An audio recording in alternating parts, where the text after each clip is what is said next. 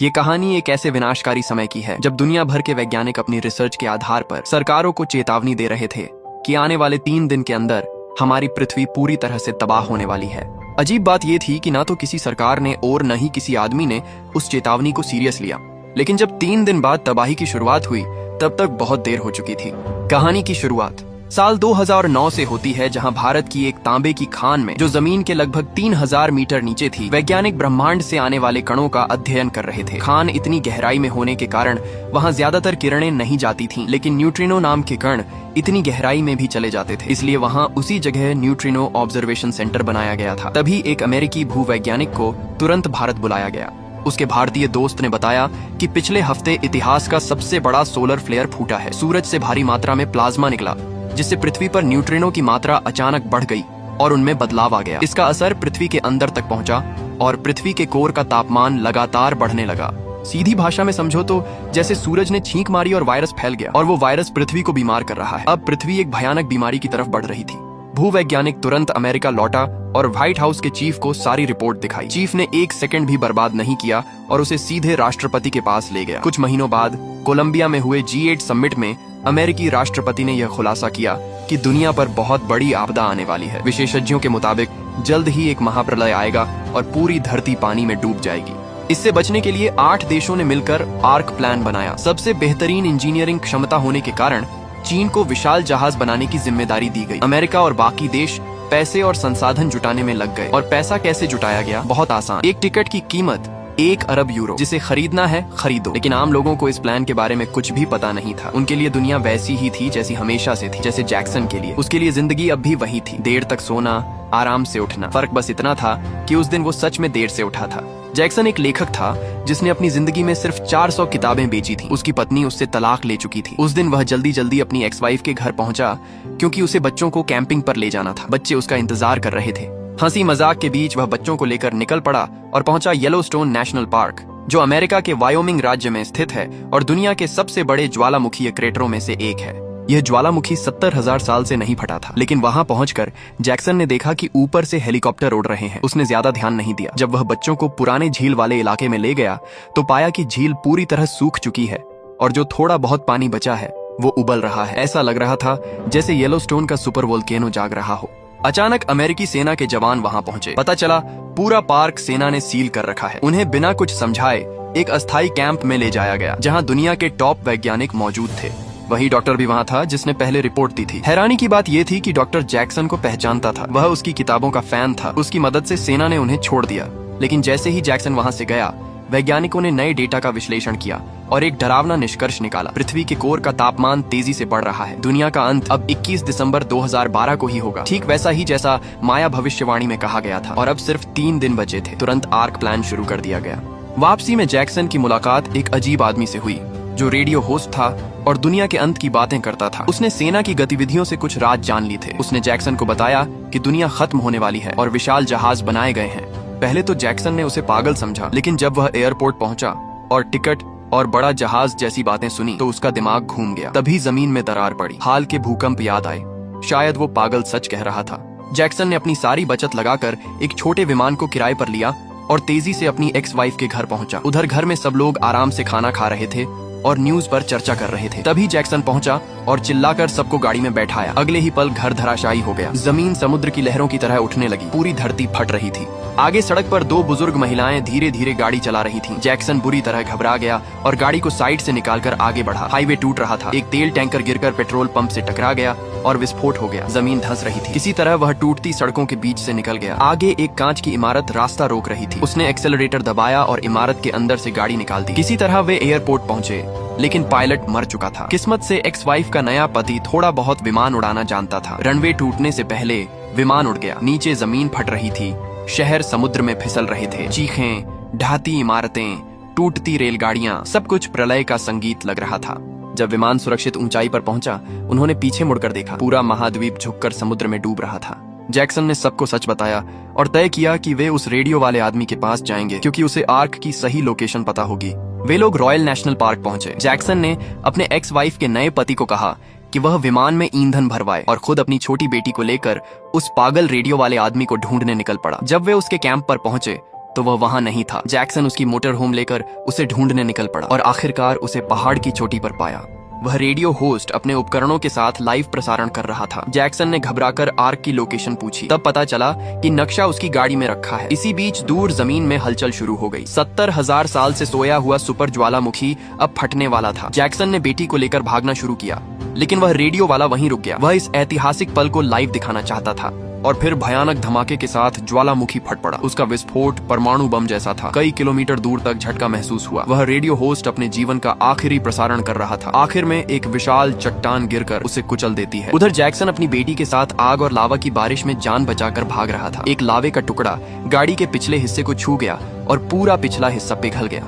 किसी तरह वे विमान तक पहुंचे, लेकिन रास्ते में अचानक सड़क धंस गई। जैक्सन ने बिना सोचे एक्सेलरेटर पूरा दबा दिया और गाड़ी को कूदाकर दूसरी तरफ पहुंचा दिया। उसने बेटी को विमान में बैठने को कहा और खुद नक्शा लेने वापस मोटर होम की तरफ भागा। तभी एक उल्कापिंड आकर मोटर होम से टकराया और वह नीचे लावा की तरफ फिसलने लगी। सबको लगा जैक्सन खत्म हो गया। विमान उड़ने ही वाला था कि अचानक जैक्सन आखिरी पल में भागता हुआ दिखाई दिया। उसने दौड़कर हाथ बढ़ाया और टेकोनॉफ से ठीक पहले विमान में चढ़ गया। मोटर होम नीचे आग में समा गई। अब उन्होंने नक्शा देखा। आर्क चीन के तिब्बत में था। उनके छोटे विमान से वहां तक पहुंचना नामुमकिन था, इसलिए वे पास के एक बड़े एयरपोर्ट की तरफ मुड़े, जहां एक रनवे अभी भी बचा हुआ था। वहां पहुंचकर जैक्सन की मुलाकात अपने अमीर बॉस से हुई। उसके बॉस के पास प्राइवेट जेट था, लेकिन एक को पायलट की कमी थी। जैक्सन ने अपने एक्स वाइफ के नए पति को को पायलट के लिए सुझाया। भले ही वह आधा अधूरा जानता था, लेकिन कोई और विकल्प नहीं था। सब लोग विमान में बैठे और उड़ान भरने की तैयारी की। पीछे से येलोस्टोन का ज्वालामुखी फटने से निकली राख एयरपोर्ट तक पहुंच चुकी थी। कॉकपिट में बटन देखकर नया को पायलट घबरा गया, लेकिन कप्तान की मदद से विमान उड़ गया। रनवे छोटा था, इसलिए समय से पहले विमान को ऊपर उठाना पड़ा। किसी तरह वे इमारतों से बचते हुए आसमान में पहुंच गए। कप्तान ने रास्ता तय किया। पहले हवाई जाकर ईंधन भरेंगे, फिर तिब्बत की तरफ उड़ेंगे।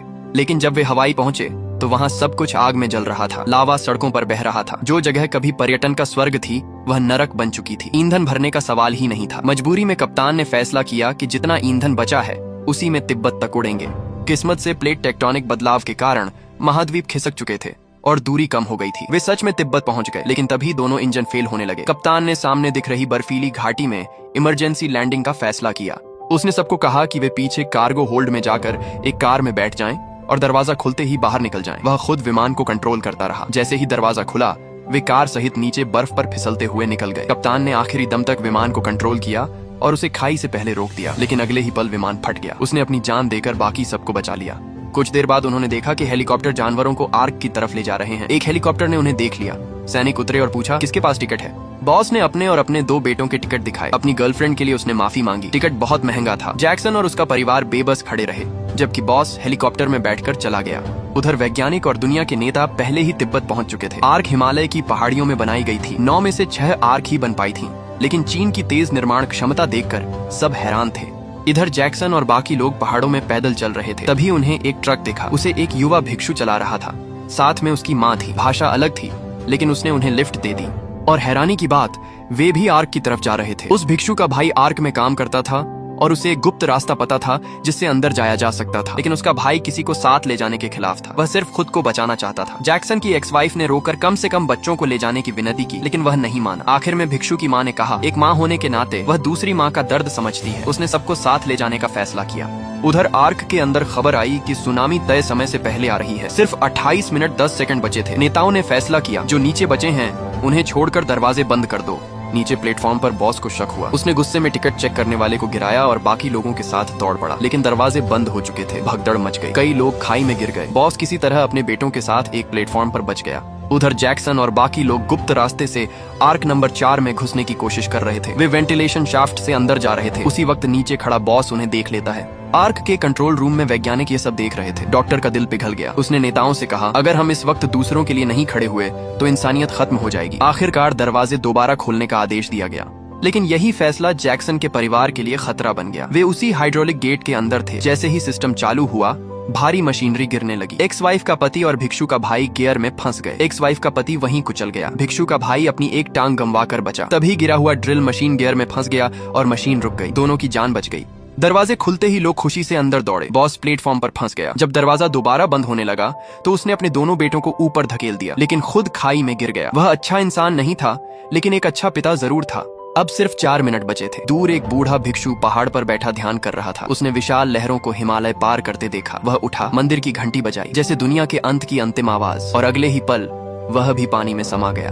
अब हालात बिल्कुल बेकाबू हो चुके थे। डॉक्टर कंट्रोल रूम में खड़ा था और दरवाजा बंद करवाने की कोशिश कर रहा था, लेकिन अचानक पता चला कि दरवाजे का गियर जाम हो गया है। मॉनिटर पर उसने देखा कि जैक्सन और उसका परिवार किसी तरह आर्क के अंदर घुस आए हैं, लेकिन अब कुछ करने का समय नहीं था। विशाल सुनामी सीधे आर्क की तरफ बढ़ रही थी। जैसे ही काउंटरडाउन खत्म हुआ, पानी की विशाल दीवार आर्क से टकराई। इतना जोरदार झटका लगा कि पूरा कंट्रोल रूम हिल गया। पानी दरवाजों की दरारों से अंदर घुसने लगा। अंदर मौजूद लोग गिरने लगे। अफरा तफरी मच गई। इमरजेंसी सिस्टम चालू हुआ, लेकिन आर्क नंबर 4 का डूबना लगभग तय लग रहा था। इसी संकट में डॉक्टर तुरंत उस निचले कंपार्टमेंट की ओर भागा, लेकिन सेफ्टी लॉक के कारण वह खुद अंदर नहीं जा सकता था। उसने मॉनिटर के जरिए जैक्सन से संपर्क किया। अब पूरे जहाज की किस्मत जैक्सन के हाथ में थी। अगर गियर से फंसी मशीन हटेगी नहीं तो दरवाजा बंद नहीं होगा और जहाज डूब जाएगा। जैक्सन ने गहरी सांस ली और पानी से भरे कंपार्टमेंट में कूद गया। पूरा कमरा पानी में डूब चुका था।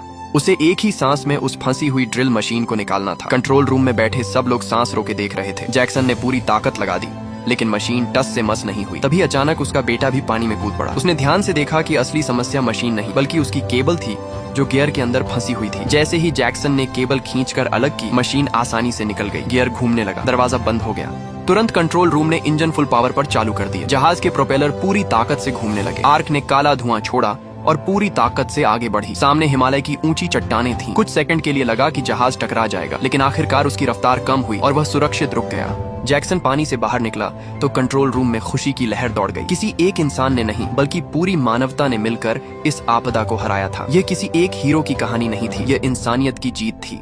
एक दिन बाद जहाज के अंदर भरा पानी निकाल दिया गया। डॉक्टर ने पाया कि यह महाप्रलय जितनी तेजी से आया था उतनी ही तेजी से पानी उतर भी गया। और सबसे हैरान कर देने वाली बात यह थी कि पृथ्वी की प्लेटों के खिसकने से अफ्रीका महाद्वीप करीब 7000 फीट ऊपर उठ चुका था। दक्षिण अफ्रीका का ड्रकेंसबर्ग माउंटेन्स अब दुनिया की सबसे ऊंची जगह बन चुका था, जिसने हिमालयस को पीछे छोड़ दिया। अफ्रीका अब नई उम्मीद की धरती बनने वाला था। जब आर्क का ऊपरी दरवाजा खुला तो सुनहरी धूप हर किसी पर पड़ी। ऐसा लगा जैसे प्रकृति ने खुद उन्हें दोबारा जीवन दिया हो। बचे हुए लोग डेक पर आ गए। आसमान बिल्कुल साफ था, जैसे उसे इस महाप्रलय ने धो दिया हो। जैक्सन की बेटी ने धीरे से पूछा, हम घर कब जाएंगे? जैक्सन ने उसकी तरफ देखा। उसके चेहरे पर थकान थी, लेकिन आंखों में उम्मीद। उसने शांत स्वर में कहा, अब हम वहीं जाएंगे जहां हम नया घर बनाएंगे। और यहीं पर इस महाविनाश की कहानी खत्म होती है। दुनिया खत्म नहीं हुई थी, बल्कि एक नई दुनिया की शुरुआत हुई थी।